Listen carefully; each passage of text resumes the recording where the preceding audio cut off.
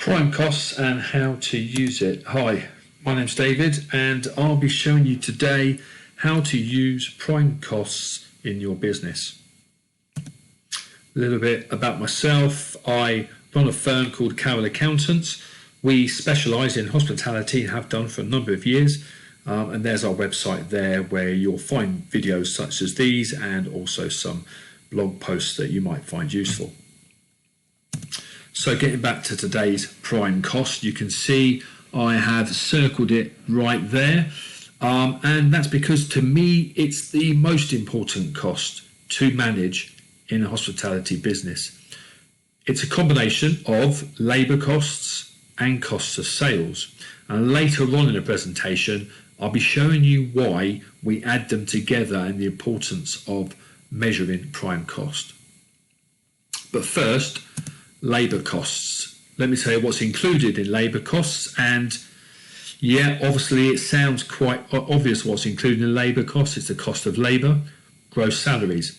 But you always must remember to put employers' NI and pension costs in there too.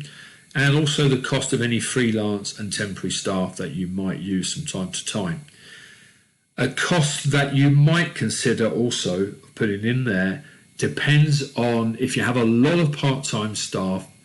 Your accountants would be recording a holiday pay accrual each month to make sure you cover the cost of holiday pay, especially when you're using a lot of part-timers.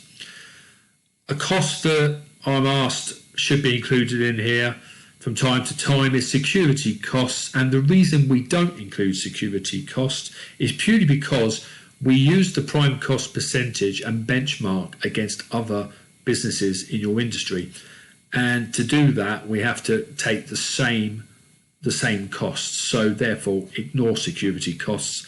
I would often add that to entertainment.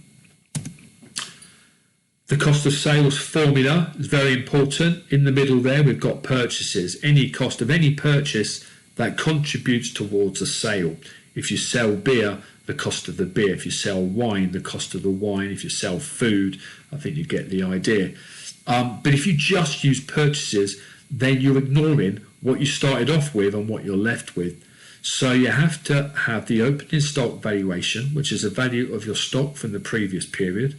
You add the purchases to that, and you take away what you haven't yet sold, the closing stock. And that will then give you the cost of sales, which is the purchases that relate to that period's sales. Okay, as I said before, we're looking for the KPI, the key performance indicator for prime costs, to benchmark it against others. So we need the percentage. So to get the percentage, first of all, you add the cost of sales to your labour costs, and that equals the prime costs. Then you take the prime costs and you divide that by the total net sales. That is sales without VAT. If you have gross sales, divide that by 1.2. That will give you the total net sales. So prime costs divided by total net sales. That will give you a decimal point, so you can times that by 100. If you're using a spreadsheet, you can leave that as a decimal point and just formula the cell to make it a percentage. And the prime cost percentage is now what we're going to look at in this chart.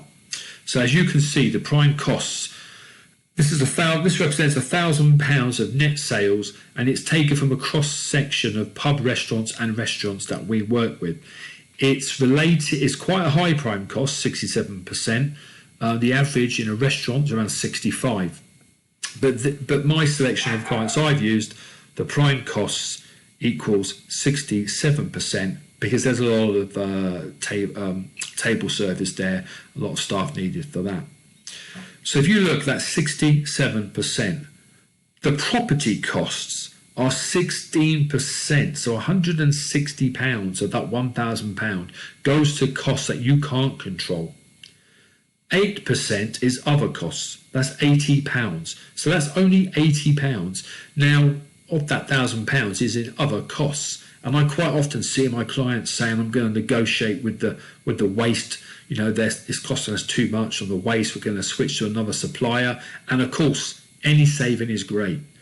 But you should really be concentrating your efforts on controlling that prime cost. So why doesn't this graph just have cost of sales and a labour costs section rather than putting it together? And the reason we do that is because prime costs, when you're setting a target for yourself, it's quite good to, let's say you've got a restaurant where you've got a very expensive chef, you've got a fine dining restaurant, and you've got a very expensive chef there who also wants an expensive team of chefs with him or her. Now, that's going to cost you a lot. And let's say your labour costs end up at something around 35%.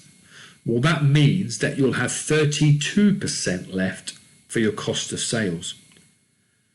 To put that a different way, what would your GP need to be able to carry 35% worth of labour costs? And your GP would be 100% minus that 32%. So your GP would have to be 68% to be able to afford 35% of wages.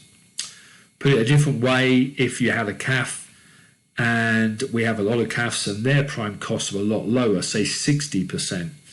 Now, they're quite low, but their staff costs are also low, and their cost of sales are also low, and they could get a prime cost of around 60%. The other time where prime costs wouldn't be so important, of course, is if your property costs, you had no rent, i.e. you owned the freehold. And if you were lucky enough to have no mortgage interest either, then your property costs would be lower, which would either give you more net profit or more towards your prime costs.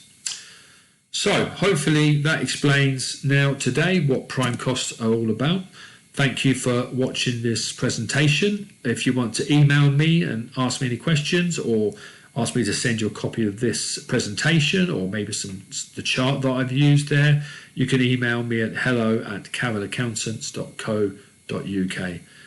My name's David Burr, and it's been a pleasure to speak to you today.